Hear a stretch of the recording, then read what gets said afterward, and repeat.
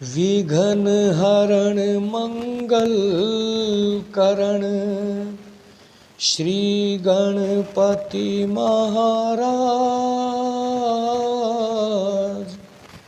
प्रथम निमंत्रण आपको मेरे पूर्ण की जो काज। बड़ी सोच।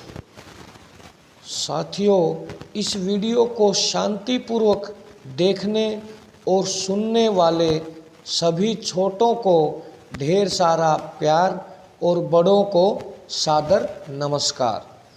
साथियों, कोई भी सोच बड़ी सोच का रूप कैसे लेती है, आज हम भारत रत्न पूर्व राष्ट्रपति missile man doctor APJ Abdul Kalam sahab के जीवन से कुछ पल उधार लेकर समझते हैं।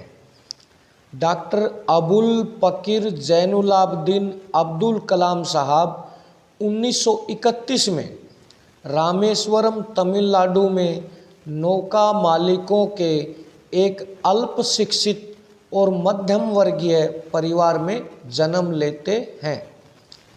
कलाम साहब के पिता जैनुलाब्दीन और माता आसियम्मा थी।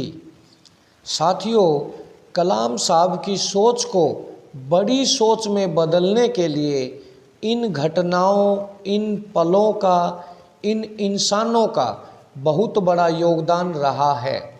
नंबर 1, कलाम साहब के पिताजी ने बताया कि जब तुम नमाज पढ़ते हो तो शरीर और उसके सांसारिक जुड़ाव से परे पहुंचकर ब्रह्मांड का हिस्सा तुम बन जाते हो।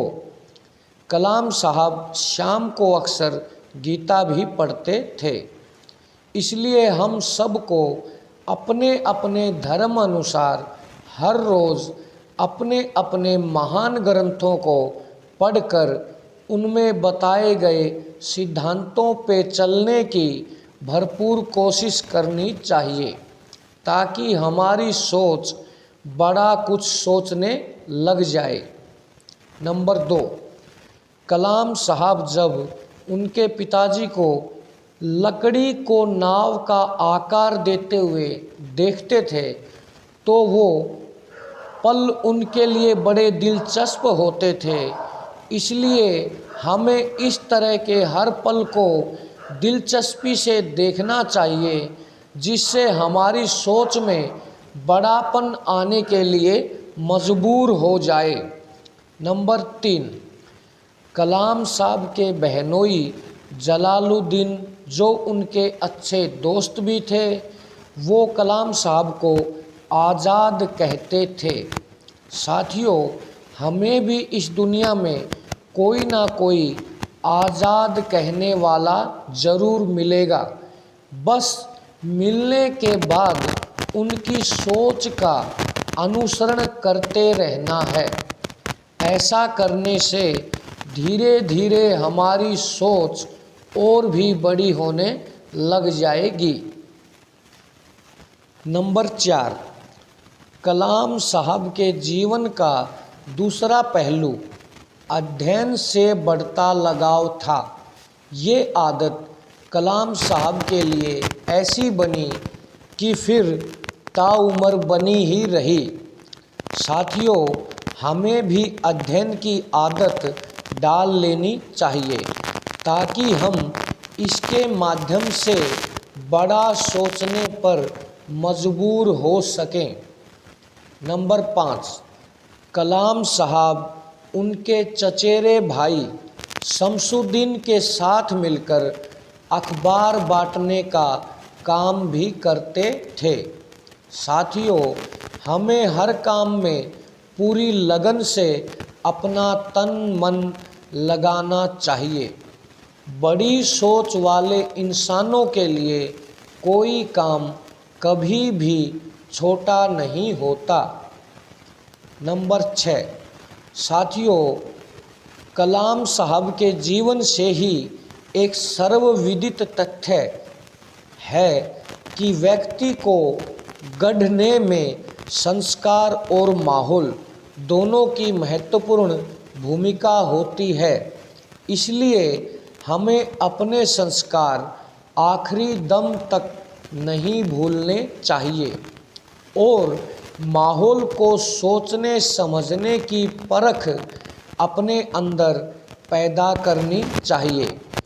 अगर माहौल हमें और हमारी सोच को बड़ा करने के विपरीत हो तो हम ऐसे माहौल को तुरंत प्रभाव से छोड़ने चाहिए। नंबर 7, साथियों, कलाम साहब की बड़ी सोच का सबसे महत्वपूर्ण पल ये भी है।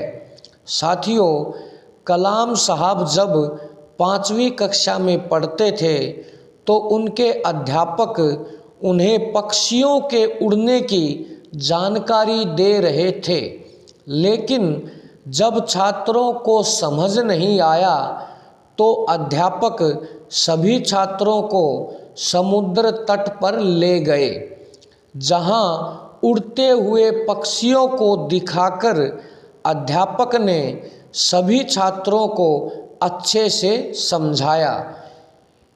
इन आसमान में उड़ते पक्षियों को देखकर कलाम साहब ने उसी पल ये तय कर लिया कि उनको भविष्य में विमान विज्ञान में ही जाना है। हमें ऐसे अध्यापक को भी, उनकी सोच को भी सादर प्रणाम करना चाहिए। साथियों, मुझे उम्मीद, आशा, विश्वास, यकीन, भरोसा है कि आपको कलाम साहब के जीवन से उधार लिए हुए कुछ पलों की जानकारी से बहुत अच्छा महसूस हो रहा है। आपकी सोच कुछ बड़ा करने का जज्बा लेकर निरंतर प्रयासरत रहे। अनेक अनेक शुभकामनाओं के साथ मैं अब अपनी वाणी को विराम दे रहा हूँ। आप सब छोटे बड़ों का तहे दिल से शुक्रिया, धन्यवाद, थैंक यू।